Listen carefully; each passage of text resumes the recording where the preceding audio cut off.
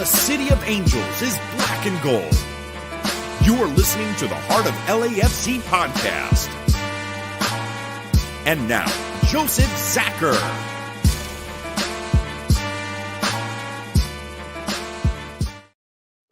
Greetings, Los Angeles. Welcome to episode 415 of the Heart of LAFC podcast.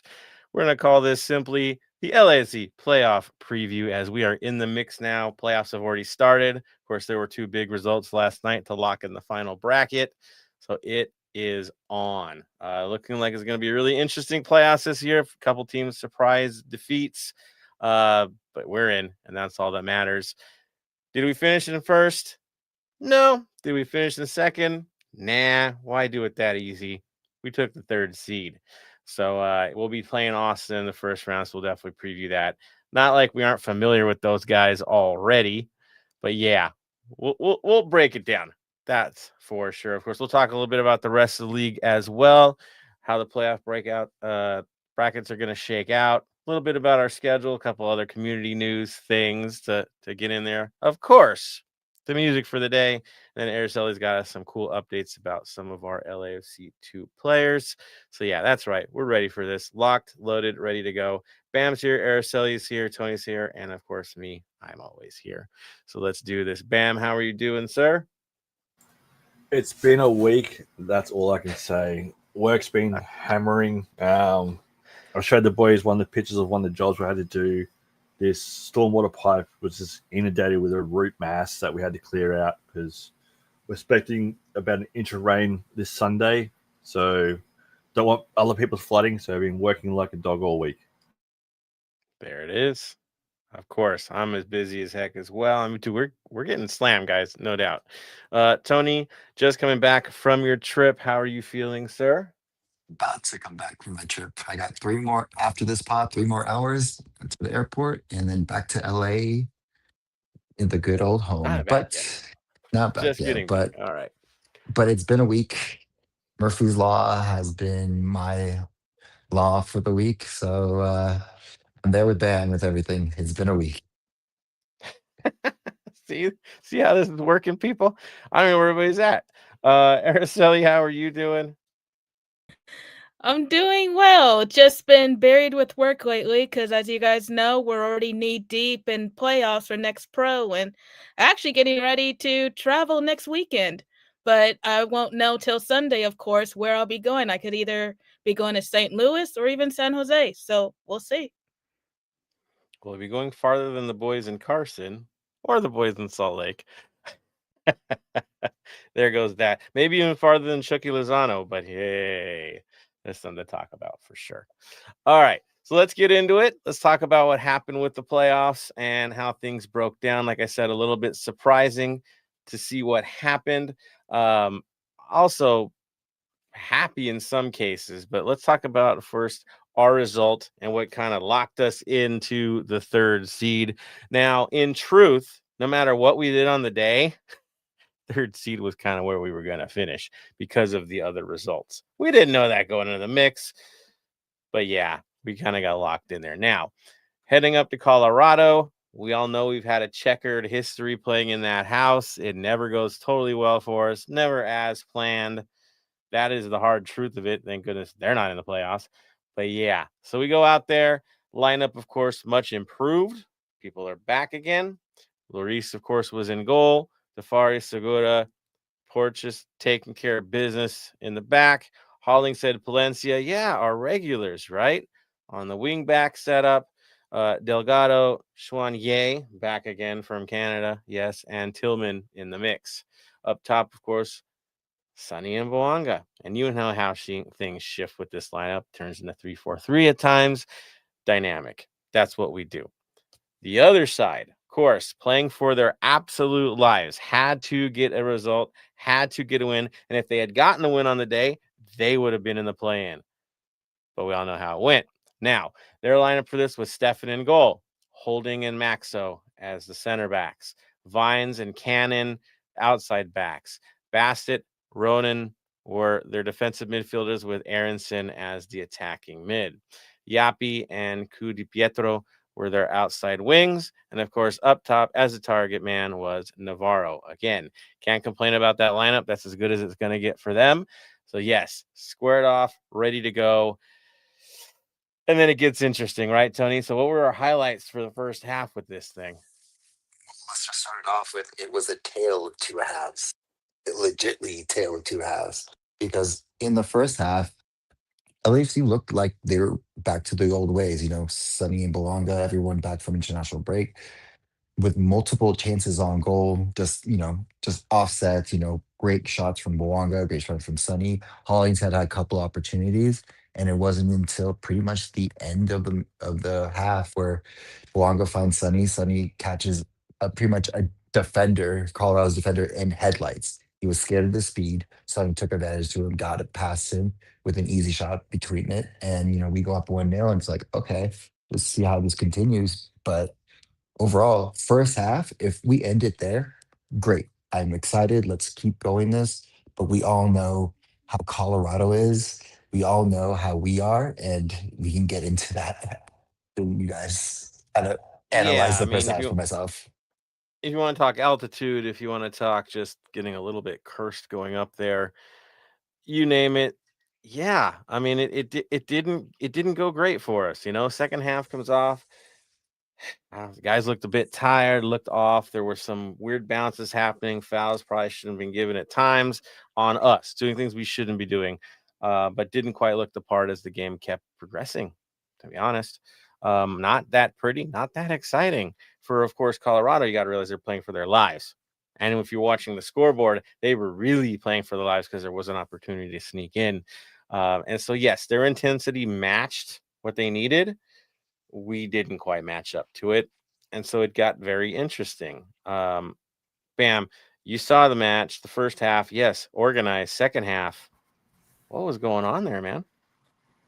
It is 100% a tale of two halves, this game. Plain and simple.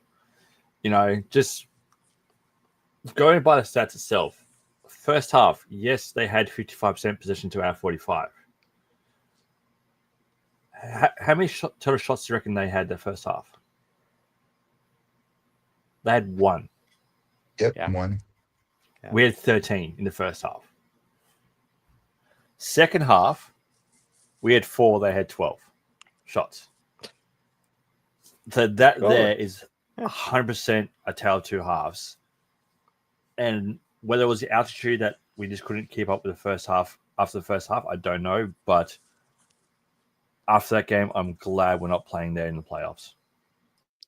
Yeah, I think it's a blessing that these guys are not going to be in the show. And how are they not on the show? Well, Tony will tell you, right? 61st minute, 87th minute looked like they were going to pull something off. And then, of course, guess who scores? Tony, you want to tell them how that one goes? Well, let's go back a little bit because it's like before we get to it, let's talk about the mental mistake by Lloris. Because that's the Yes. story. That is the story of the game. Because without that, Colorado doesn't have a shot. I don't think. You know what I mean? Yes, the shots are in, No. but that mental mistake of a goal kick to Lloris, a seasoned veteran of world class winners, premiership, big games, and we let that go in. It's weird. It was weird. It was a fluke.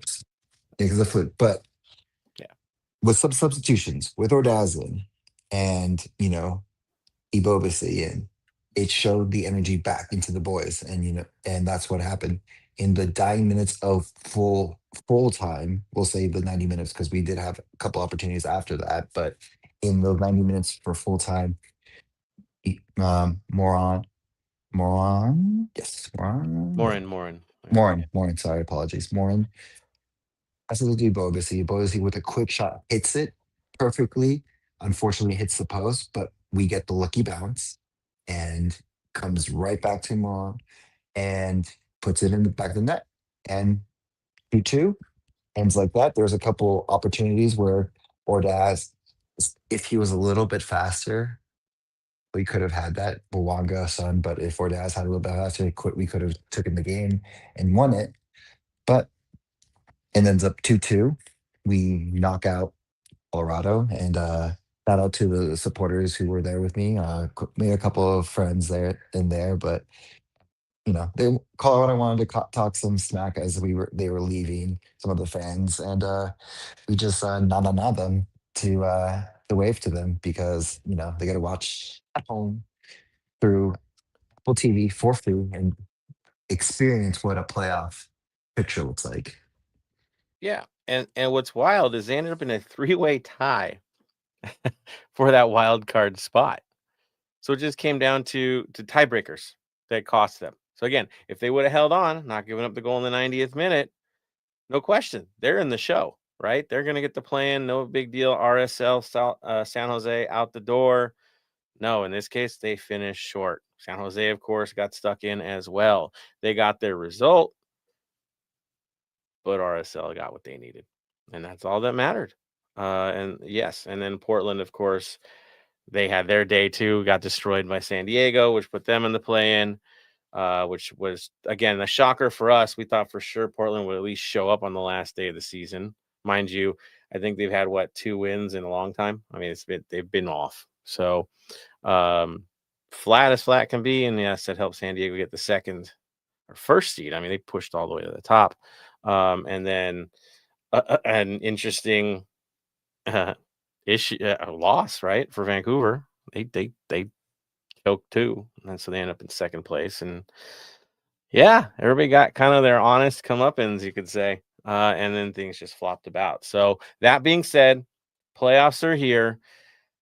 Fascinating, honestly. Portland, of course, after getting destroyed against San Diego, took care of business against RSL. That was a pretty entertaining game if you got to watch that last night. And now they have to play San Diego. Wake up. Minnesota will play against Seattle.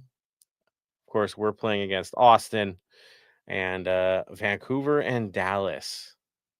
So that should be an interesting revenge match, you could say, because, well, what did Dallas do this weekend, right?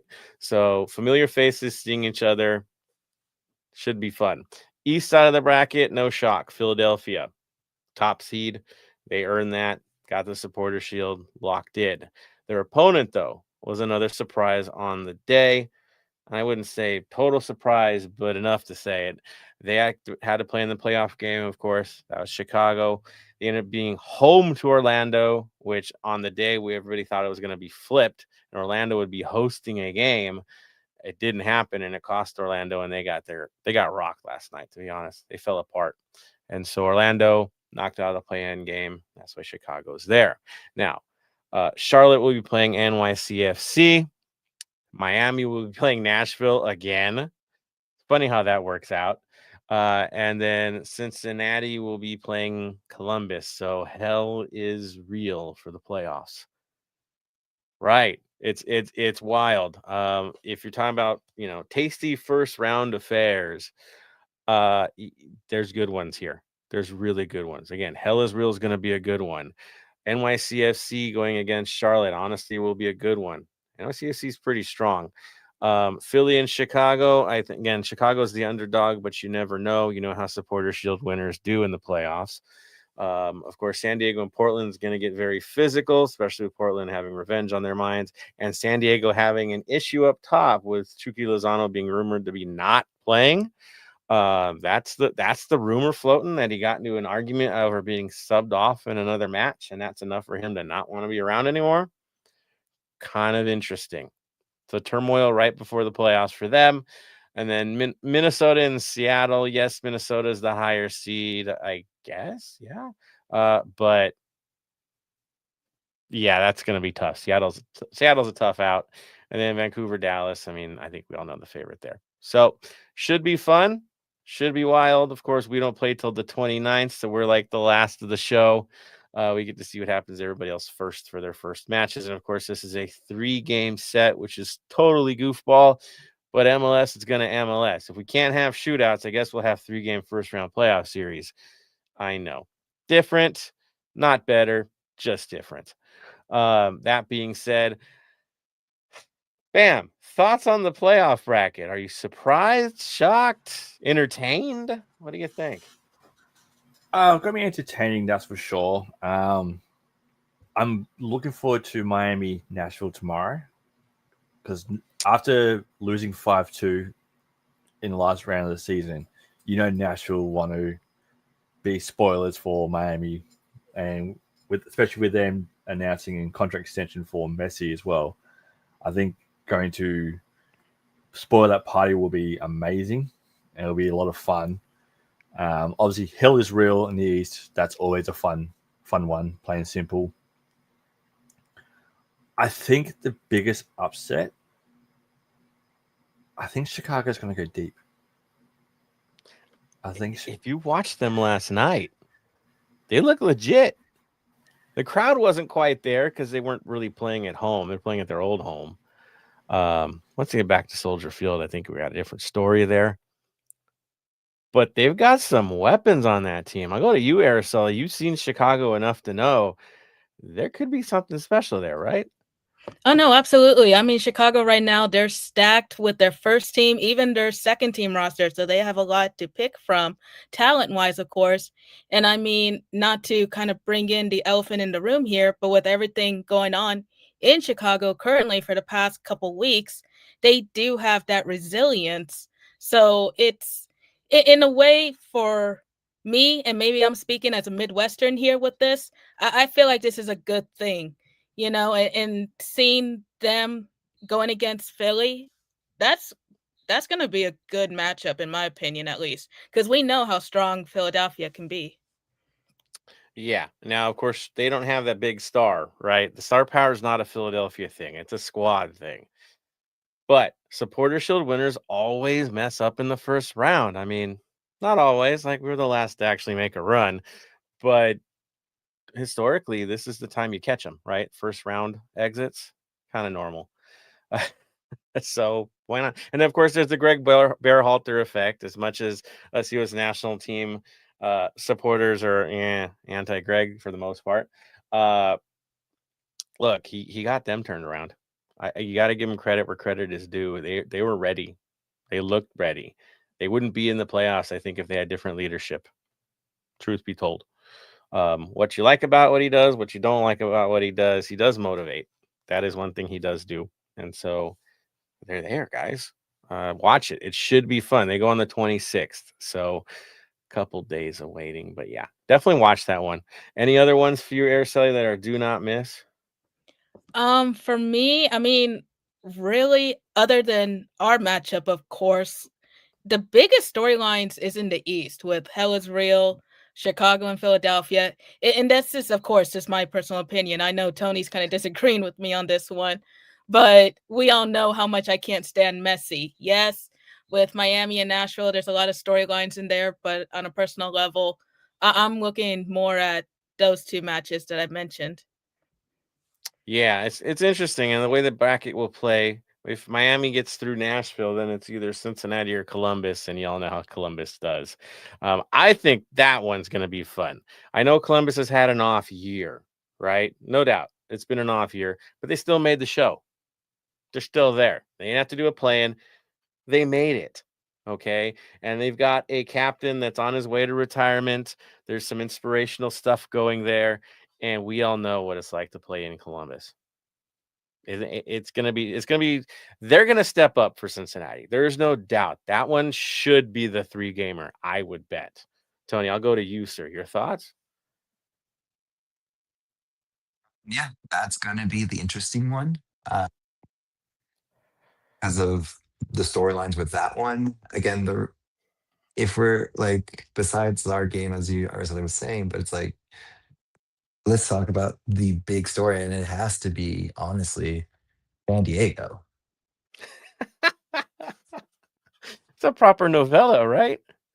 It's like the best way to say it is like, okay, how does that team with because they play off each other, freaking Yeah. Chucky and what's Dryer. his name right now? Yeah. Dryer really well. And that's what been keeping them, on top of the East. Yes, they went through their slump, but then they got back, but it is. So to then say Chucky might not be playing, have your best player not be playing because of a spat, and you're inaugural year, and maybe like, I mean, half of like some of the league is already like, you know, experts have said like San Diego can make the run to the cup, and now with this, it's like that's a more the novella drama, whatever you want to call it, is the biggest story because is does Chucky play and how does he play and does he not play or show up or what does he do? Yeah, it's real. Now they have played better recently when he's not around. I think it's because he's in pout mode. Um, Truth be told, look how they were this last week. So they can function without him. He's not the death, life or death of this team. It's Dryer. Let's be real. It's Dryer.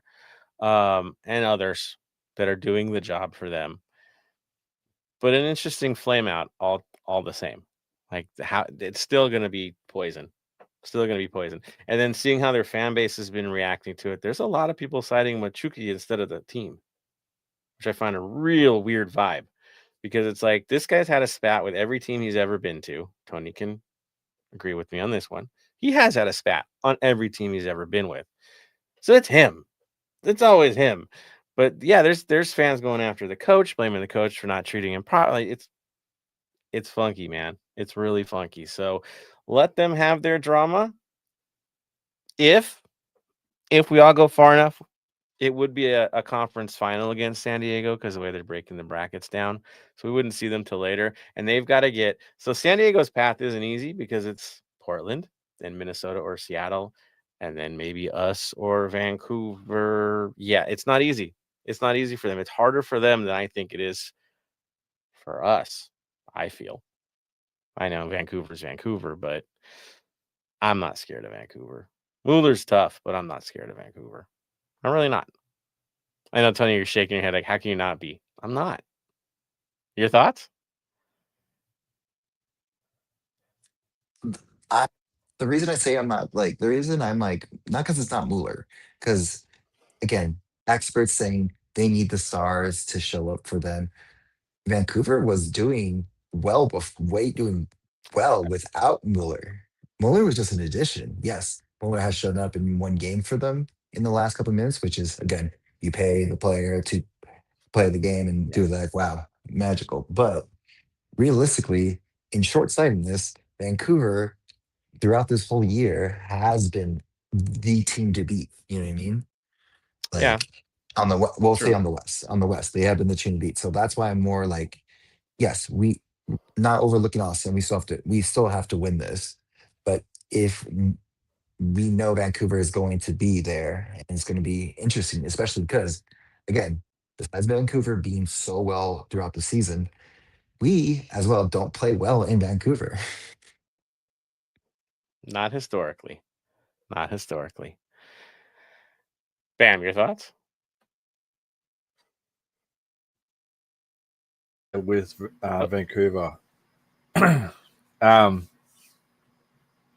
you take away Mueller, they've still got great players in their lineup. You know, you've got I literally just had the squad up before. You know, obviously Brian White's out injured at the moment. He's due to come back very soon. I think he's going to be You back for the playoffs. They're saying early November, so he might miss the first game, but we'll see. You got Ryan Gould who's back as well, so those two there are just gangbusters.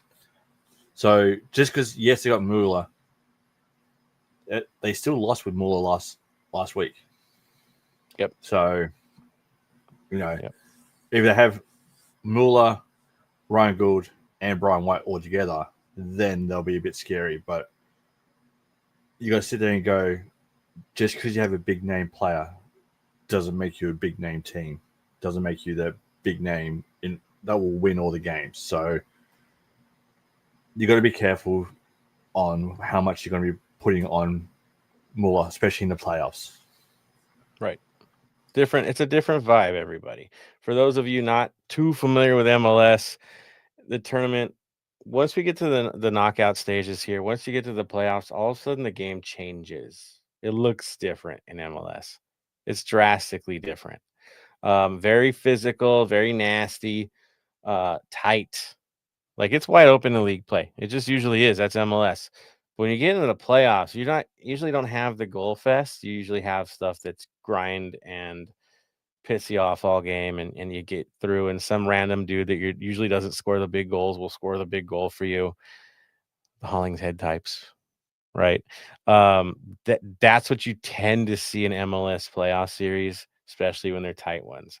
Araceli, you can attest, you've seen it year in, year out. One, you can't predict it, right? Two, the game's different, right? No, absolutely. Every playoff run is a little different because, I mean, obviously, looking at the bracket right now, we can pick and choose which teams we think might be the strongest. But when push comes to shove, they could either show up or, show up and show out, or just sit back and let the other team control the match. We've seen this happen time and time again. And real quick, just to kind of rewind a little, when we were talking about San Diego, like I agree that they are kind of the Cinderella story to a certain point, especially with Lozano and Dwyer. I don't know. I think just for me looking at this, if they weren't playing Portland, I would probably look at that a little differently as to like Seattle. I would love to see that Dryer Rothrock type of matchup, but since Portland kind of just snuck in, it's like, it doesn't. It gives me that much excitement. That's just my 2 cents. Yeah, I'm with you. They get kind of a mulligan in the first round. Again, I think it's 2 wins in like the last 8 games or something for Portland. They're not. There's not much going on there, guys. They did enough to get in the show. That's what they did, and that's about all they got this year. It's different for them, as opposed to a Seattle or Minnesota that's chomping at the bit. So, yeah, there goes that. All right, so that is the playoff setup. That's what we're going to cover. In a little bit, we'll get deeper into the Austin story since we know them all too well.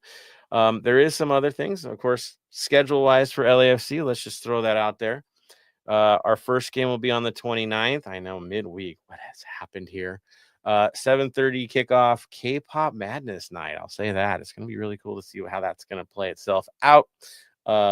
Yes. And then we got to go to Austin on the 2nd. Weekend game in Austin. Wonder who's traveling for that one. 5:30 kickoff for that. And then back home for the 8th, if necessary. I'll say that. To be decided on kickoff time, but the 8th would be the 3rd possible for the game 3. All right. LAFC 2, of course, season is over, but it doesn't mean the personnel are up to nothing. There's stuff going on, right, Araceli? What's going on with the LAFC 2 staff, you could say? Well, as of right now, as far as I can tell, there hasn't been any end of season roster decisions, but clubs are slowly making their announcements. So I see LAFC 2 announcing theirs shortly, possibly early next week. But actually, earlier this week, Jude Terry was called up to the USYNT for the U17 World Cup. Now, it's kind of like how we mentioned the last time when LAFC 2 got eliminated from playoffs, that even though their season is over, the players, they're still getting looked at on a bigger scale, which is great for them, honestly. Yeah, definitely. And again, congrats to Jude Terry. Let's throw that one out there. And then you said what the semifinals are this weekend already? Yes. Like I mentioned earlier, we're already knee deep in the playoffs for Next Pro. For anybody that is still following or interested, semifinals are this weekend. Next weekend is the conference finals, and then we're going straight to the finals. So the next 3 weekends, I'm not going to be sleeping, but it's coming fast. So of course, all games, all information are on the Next Pro website. If you're curious for any matchups, and of course, all the games will be available on Apple TV. There we go. And of course, rather than where is Carmen Sandiego, right? It's where in the world is Araceli. We'll see where she pops up in the future casts. That's for sure. It's gonna be a fun trip wherever it's gonna be, right, Araceli? Looking forward to it though. Oh no, absolutely. Because I know I kind of already mentioned St. Louis and San Jose being 2 possibilities, but the other 2 is also Philadelphia and New Jersey. So I love Philadelphia. we'll see. Oh, yeah, that place is cool. We'll see where we end up. That's awesome. That is awesome. Thank you, Araceli, for the LAFC 2 update. Yeah, in the mix. All right. Now, that being said, I see there's one comment from the faithful. Let's see who jumped on tonight. And then we'll get into some community news, talk some music. Yeah. You know who it is. Are you shocked, people? I'm not shocked. That's right. It's Dave Gomez, straight out of the Netherlands, doing his thing. Says, hi, familia. Hey, Dave. All love, man. Thank you for week in and week out supporting the cause, man. It's awesome. And I know you jump on most of the pods, and to the fullest, sir. Thank you, sir. Love it. Everybody, don't hesitate. We want to hear from you tonight. I know it's a lot going on. There it is to you too, sir. Cool, man. Let's do this. And we can't wait to hear your lineup thoughts and everything in the lead up to this, because it's going to be a fun playoffs. I'm feeling good about it. I don't know about you guys. It's good. Let's see what else we got going on. Community. I don't think there's a whole lot of community to talk about, Tony, but what have you got, sir? Season ticket holders, check your emails. That is the big one. Mhm. I know the question on Reddit and everywhere has been, what is the season ticket gifts? And you get a little preview of what it might be. And then to kind of get into the Vinyl Club Minute, as announced, Iron Maiden is coming back to the bank, or sorry, to BMO, with a very cool lineup of Megadeth and Anthrax, the special guest. And yeah, with that being said, with the Vinyl Minute, I've decided, yes, we could have gone K-pop because of the whole extravaganza, but I think for most of us, I think Iron Maiden was the big, like, let's get tickets for that. My song is probably Yeah. Run to the Hills. Well, I mean, you named the setup, right? You have Anthrax and Megadeth. Mhm. That's some wild stuff. Okay, that's gonna be a fun show. Don't miss it, everybody, at our stadium. They've been there before. They've actually played against staff and some supporters the last time they were in town too, which was pretty freaking cool. So yes, it's neat. I'm happy they're coming back, that's for sure. Anybody else have any song thoughts for this week? Any other Vinyl Club love out there? There we go. All right, I like it. I'm good with it. Not the first time we featured them, so yes, it's on. Iron Maiden, all love there. Totally cool. All right, so let's get into why you're here. Let's talk about Austin FC and how they ended up in the show. Of course, they lost the last day of the season on decision day to San Jose, giving San Jose a sliver of hope and a chance to watch their phones and then die in agony on the field as their season fell apart. That's always fun to watch, honestly.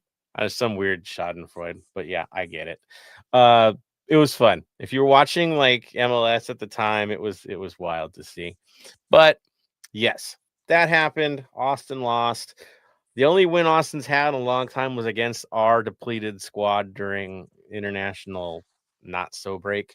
And so otherwise it's been rough for them outside of that one glimmer of hope. Again, all the losses, you go back down to like the 27th of September. Yeah.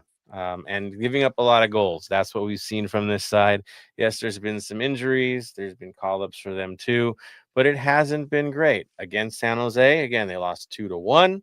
Owen Wolf, of course, scored in that game, but otherwise gave up 2 goals in pretty much 74th and 77th minute to throw that game into the dumpster.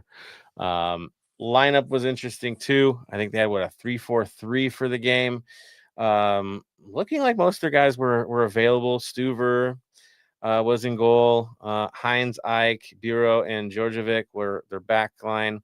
Gallagher and Dessler were outside midfielders. Duvarski, Pereira were in the midfield with O'Brien, Taylor, and Wolf up top. Yeah, kind of an interesting lineup, but they were kind of locked anyway. Before that, we've seen what they had to deal with. I know typically we'll see a lot of 4-3-3s with these guys. I think before we've seen Uzuni up top with Bukari up top as well. Of course, Ilie Sanchez is the guy to expect to be in the mid. Yeah. And of course, Pereira, Sabovic, Heinz Ike, Svetok, Dessler, Gallagher, some familiar faces we've seen before. So yes, we know what they're going to bring to this. Again, they swept us this year, guys. I know. Kind of rough. Bam, your thoughts, your concerns as we play a team that actually swept us this year. My biggest thing is we've got to shut down Owen Wolf. Yeah. For me, is their last game, he scored in their 2-1 loss, but he was subbed out at halftime. So hopefully he's got like a little niggle and I'll rest him, because I think we might struggle with him unless we can be able to shut him down. Because looking at their squad, he's their main threat at the moment. He's the main one that can hurt him. So for me, shutting down Owen Wolf is the big priority. Huge. The other story, of course, is Ilie Sanchez. It's the elephant in the room. He knows exactly how we tick. He figured us out the last time we played them. Let's be honest. He won the battle in the midfield. It cost us dearly because he knows what we do. So that's something we have to deal with. Number 8, as Bam calls him, has a battle on his hand. He does have now help and reinforcements in that prospect, as certain players have come back to deal with it. But the Ilie situation is still there. Tony, I go to you, sir, looking at the Austin situation, the fact that they swept us. What concerns you most about Austin? I want to overlook Austin. And that's not just a thing, but it's like we've been here before. Austin swept us in the season. We meet them in the playoffs, and it's a different, again, different. It's a whole different scenario and everything. So I'm not overlooking Austin, but again, Ilie again is a good general on that field. You know what I mean? Yes, he's slow to step at anything, but he understands flow of the game. He understands how to pinpoint passes that he needs to do and work the midfield well. So he's my biggest concern. Yes, Wolf, always have to worry about Wolf, but honestly, my like just how can we use that to our advantage of a slower midfielder, with the speed of front, and then also, with, as you saw, the depth. We do have depth. That's the one thing that we didn't have last time. We have a big depth moving forward. And in truth, we were very unlucky in Austin. Fluky in that loss. So we have to think of that as well. Some funny bounces, gave up one goofball goal late. Not our best day on the day, but still for stretches, we were the better team in that game and should have got more out of it, even with a limited roster. Now, Araceli, you've seen a lot of these guys. You've seen the Wolf show when Wolf is on. What concerns you most about Austin? I think the only thing that kind of concerns me with them is kind of how you guys already pointed out. Like Ilie, it would be the biggest threat, if any, because he knows how LAFC operates. And hopefully the Sonny Bawanga combination isn't becoming predictable, that they can look at that and study it to see how they can stop them. But just like how you mentioned, Ilie now has help with Wolf, Stuver, Baudry. There's a lot in their attack that could help him, but I wouldn't raise any concern as of yet, because just like how Tony also pointed out, we've been in this situation before. I believe it was with Seattle last year or the year before, where it's kind of a similar storyline. Before, That in the past. might need to remind me, but right. The point is, it's not new to us. So, and especially with the first match having home field advantage, that's always usually good for us, but of course, don't want to jinx nothing. So, right, you can't overlook it. We've had those moments as well. That does bring it to us. Again, what we saw the last time we faced them is not the team that's going to face Austin in the first round of the playoffs. Yes, a lot of the same characters will find the field. That is for sure. We know the weapons we have, but we're not going to look the same to them. The first loss of the season is not the same team that they faced. It's a big change. It's a huge change. It's a character change, to be honest. So that brings us to our lineup and what we're going to expect in this game. What do we know for sure? Lloris will be in goal. Lloris looks healthy. We saw him take some knocks earlier. He had a moment.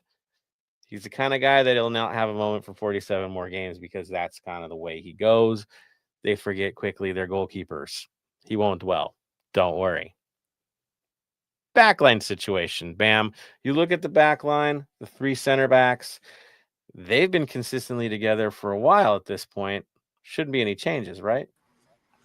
No, for the 3 back, Porteous, Safari, Segura, you got to go with those, plain and simple. They're gelling together.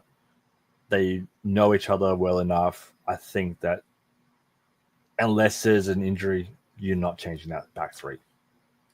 Yeah, and it's not like they've come off as a liability either. It's been fine. Towards the end here, it's been solid. So we're good there. The big question, of course, is the outside back situation, wing back situation. You know how we form things here. Palencia, of course, is our minutes leader. So that's not a question. You know where he's going to be on game day, out on the right. Whether he plays high, whether he plays low, he's going to be patrolling that side. But then there's Hollingshead and Smolikov. Tony, where do you think Dolo's looking for this? Experience, or is he going to go for the better service that we've been seeing as of late from Smolikov?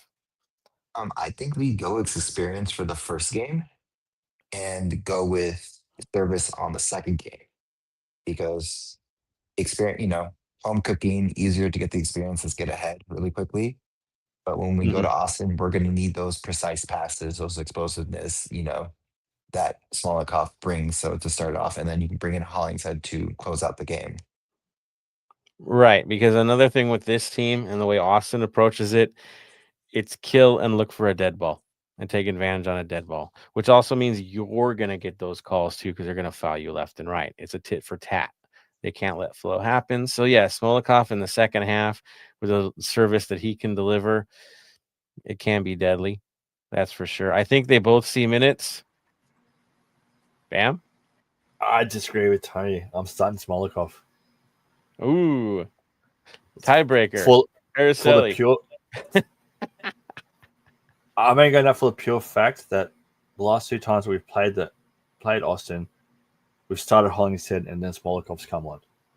I think we start Smolikov, let him run around, and then bring in the experience to close out the game. Ooh, Araceli, your thoughts? I agree with Bam on this one, given it's the first game. Ooh, okay. All right. I'm going with experience, guys. I love Smolikov. He's going to play in this game. There's no doubt about that. But I think Hollingshead gets that start just because it's the trust side of things. Dolo likes to fall back into his happy place, you could say, with his lineups until you get to a cup final. And then all of a sudden he throws it all to the wind and changes everything. But it's not a cup final. I expect predictability. So there's our thoughts there. Bringing it to the midfield. And as you know, the outside backs kind of turn into midfielders at stages. So usually we've seen 2 solid guys in the midfield. Bam, are your thoughts? Is it 4-3-3 looking, or are we looking, of course, as that 5-2-2 weirdness? 3-2, whatever. Yeah. I want the 5-2-3, so 3 up top, only 2 in the midfield. Going by that, I'm going Tillman and number 8 as a midfielders. I want us to have 3 attackers up top. It won't be it, but this is what I want. Who would your 3 attackers be since you've got this setup? Sam, Bonga, Ordaz. Man, the grit is true. The grit is real. I love it. I'm going that. Like, it won't be that. I can already tell you it won't be that. It will be Bonga, Sun, our 2 up top, and then 8, Chonier, Tillman. But they'll list Tillman as being the up top person, which I don't want to see. I want us full on attackers up top. I'm with you. I think they'll list Tillman wrong and he'll be in the lineup. But yeah. Araceli, your thought on the midfield attacking setup? Where are you looking at for this? I see Tillman for sure. Sorry, I'm looking at the lineup from last week to see. Mm-hmm. Because it looks like we use Shunri, Delgado, Segura. Yeah. I put in Shunri. I go with that. Yeah, I think Schwanier has to be. Or Shunri. He has to be I on completely that lineup. mispronounced that, didn't I? Schwanier. I'm Shwanier. still getting used to it. I Shwanier. love the name, Sorry. honestly. I have an easier time with Schwanier than I do with Morin, if you can believe that. I still mess up the last vowel every time. Every time. All right, Tony. Oh, and Araceli up top, it's that shuffle of midfielders looking like a winger. Is that what you're thinking it's gonna be? I'm going with Bam's lineup for up top, especially since our Dawes Okay. did sign that contract extension. There we are. And honestly, he's looked more consistent than Martinez, so that he's got going for him. All right, Tony. Your midfield and attack. What are you fielding against Austin, and what do you think it's gonna be? It's literally what we had last game, where it's been the last couple games, and it's always a shocker, and now it shouldn't be a shocker. It's Delgado, Chanier, Segura, because that's the when that first started, everyone was like, "Why is Segura here?" Because he drops back because of the wing backs, and that's why we need him. Then it goes up where Tillman is the winger with Sun and Bouanga up top. Right. He's a winger on paper, everybody. But once they Yes, hit the field, it's something else. Yeah, I kind of feel that we're kind of locked into that again. As long as Schwanier and Delgado are holding down the midfield against, I guess it's going to be Sanchez and Pereira, right? That's their duel. Mhm. We should be okay. I'm kind of an outside thought on Martinez, but I think he'd be a substitute in this case. I do. And I don't know. But Dolo sees something in the Tillman Sonny relationship. I think it's the German speaking vibe that there's something there that he likes. And so that's what we tend to see. The I'm not German, wrong in this, am I, Tony? no, German football tactics. Let's be honest. That's how Sonny came up. Everyone knows he was a yes. Sonny is from South Korea, but where he learned football is in Germany, and you can see it. Yeah. Yeah, created and developed in South Korea, perfected in Germany. And shown out to the world in the English for Tottenham. So it's the story's amazing. We know this. But I think the Tillman vibe is real, people. I do. And again, look for somebody unexpected to get the goal. I do expect Morin to come into this game later. Let's talk about our subs too. Morin's going to get minutes, I think, or Dawes, no matter whether he starts or doesn't start, he's still going to get into the game. King Jebo, let's be honest, he's got his minutes too. He's been showing a lot lately. So you might see a center forward come in late. It's going to be interesting. Araceli, your thoughts on unsung heroes or potential subs that are going to be game breakers here? Not really. That's coming to mind. I mean, I hate to sound generic and say possibilities are endless here, but I mean, in reality, yeah, I could see like even a Bobasay doing something. So who knows? That's what I'm saying. He does step up in big moments for us. He does. He has his moments. Look at the last game, right? Hits the post, but still he's there. He gets turn and shoot going. He knows where to be all the time. So target moments are there for him. That's for sure. Bam, your overall thoughts. What's going to be required of the boys to get their results, especially in this first game? This is a game where not only does the team have to prove on the field that they belong in the playoffs, but prove on the field that they can take a team that has our card this season, make sure that they shut down the right players, keep shooting. It doesn't matter if you're up 3-0, 4-0, 5-0, just keep attacking. I want to see us possibly break the single game goal scoring record for this. We've got to keep attacking as much as possible. Don't let up. I want to be able to turn around and say we've won this in 2 games. Plain and simple. The only way to do that is by beating them so much into the ground that they don't want to play us again in the second game. That they're just all hope is lost as we see a double hat trick, right?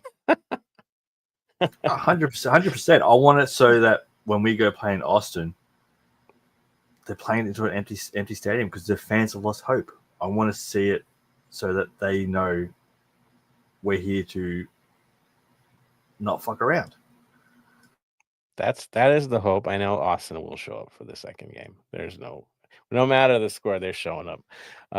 Will we kill them? We should. We should do our jobs, but I expect they're faithful. I expect them to have some supporters in the game this week or next week in our house. There'll be travelers. I expect the travelers. There could be a famous one too. Won't be surprised with that one either. So Austin will show out. We just have to do the job. That's for sure. All right. I do see some comments from the faithful. Let's see where we're at on this. Again, questions, comments, whatever you want to say, man. Let it rip. It's highly encouraged at the Heart of LAFC. And then Dave, of course, never fails on this. So he says, peace sales, but who's buying? This is 3 peats are hard to pull off. LAFC will unleash hell. I'm with you, man. I'm with you. He's in agreement with Tony. And then Marvin Mejia, he says, oh, this is a good one. He says, your thoughts on the rumors that Timo Werner might come to LAFC? Yeah, well, LAFC is going to be named in every rumor. I don't know how Timo doesn't end up at New York Red Bulls. Full stop. I mean, why would he not? Red Bulls is kind of the vibe with him. So I guess I can't see it not being them. I know they're linked as well, and they just missed the playoffs.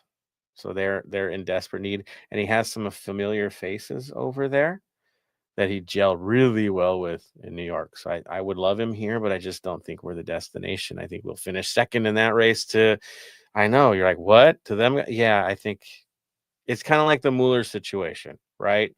Mueller would have been great, would have been fun here, but he wouldn't have been the center of attention. And the system doesn't quite fit what he wants, where Vancouver does fit perfectly into where he plays. And I think with Timo, it'll be the same story. He has tools over there that actually will make him kind of a center of attention at times. And I think it will help him more to be more East Coast than West Coast. My thoughts on that. Would I like him here? Would I think he'd be great here? He'd be a cheat code. Let's be real. If we add him with what we already have. But I think MLS is going to do that. I think they're going to MLS, right? They're going to find a way to get New York back in the mix. They got to have 2 strong teams in the New York area. They're not going to let them falter off. That's for sure. They won't be down for long. That's my thoughts. Bam, your thoughts on that? I would take him if we get the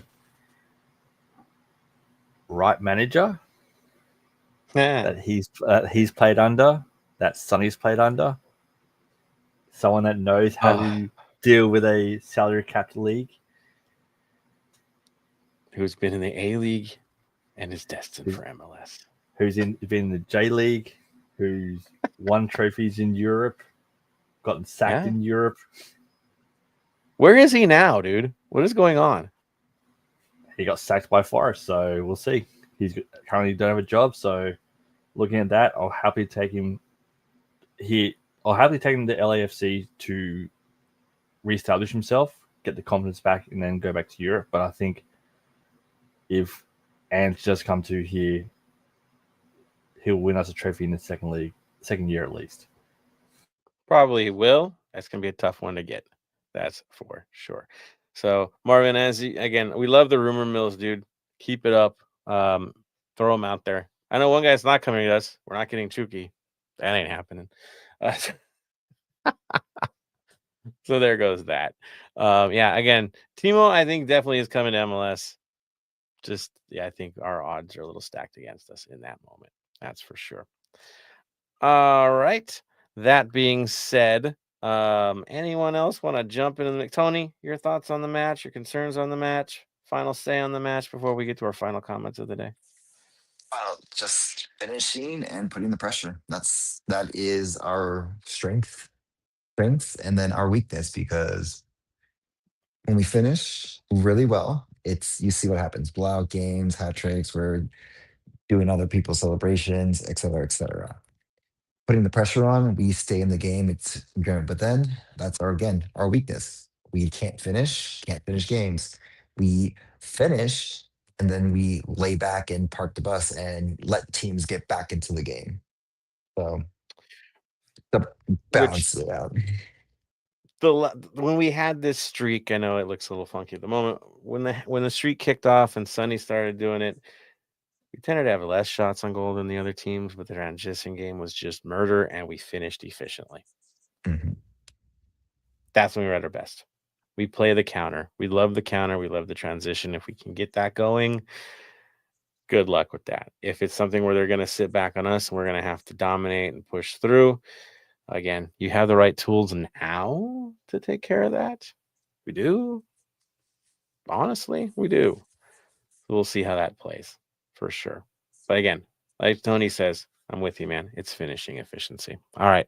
On that note, it's our final thoughts, everybody. I am going to go with Bam first on this one. So, your final thoughts? Final thought is look after yourself this weekend. Obviously, we're not playing until the midweek, so go out, have fun. NBA started up, ice hockey's going on, baseball playoffs are going on, NFL is going on. There's a lot of sports going on there. A lot of reasons to get out of the house, go for a walk, go see friends, go catch up. Again, as I always say, mental health is important. Conversations can save and change a life. If you do need help, for those in the LA area, you can call the LA County Department of Mental Health helpline on 800-854-7771. Or if you don't want to talk and you just want to text and chat, send a message to 988 and they'll get back to you. It's there for a reason. Use it. Your life matters. Thank you for that, Bam. That's for sure. I know you mentioned the NBA, and I just can't help but think that there's a few exotic bets that might be available this week. Just a thought. Just a thought. I'll leave it at that. Araceli, your final thoughts today? My final thoughts are, if you're going to the game, like Bam said, it is a midweek game, which can be challenging for those who work or go to school, but otherwise just have a great time. And as always, with any home game, just watch out for each other. Don't be stupid. And yeah, I mean, just have a great weekend. I know for us over here in KC, there's a lot going on. We have a comedy festival happening. So that's what I'll be doing, aside from playoffs for Next Pro, of course. But other than that, yeah, I mean, just have a great time and enjoy all the pre-Halloween festivities. It's upon us. This is a great weekend for those Halloween parties. That is for sure. Tony, final thoughts, my friend. My thoughts is be careful this weekend. It is technically a part two of Halloween weekend, because next week is Halloween on the Friday. So again, be careful.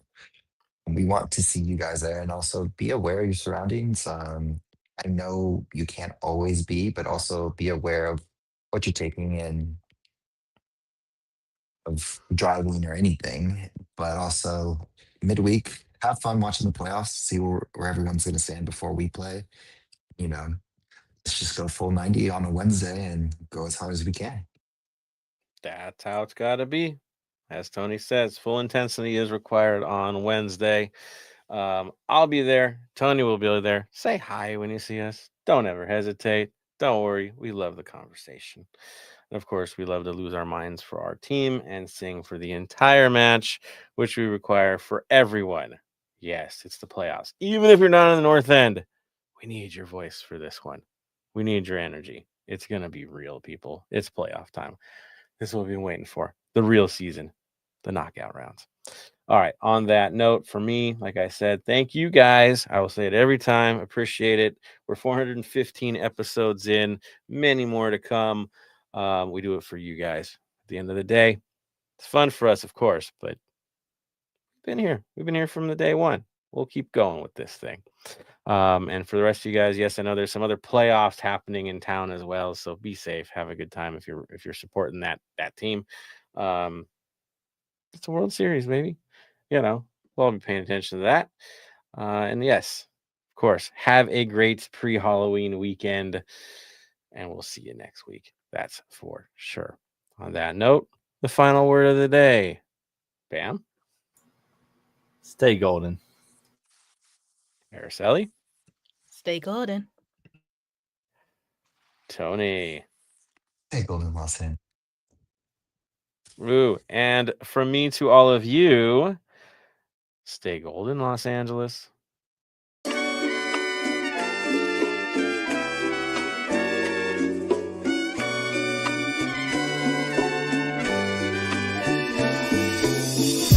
Thank you for listening to the Heart of LAFC. Make sure to leave us a rating and review on iTunes or Stitcher. Shoulder to shoulder, the black and gold is taking over.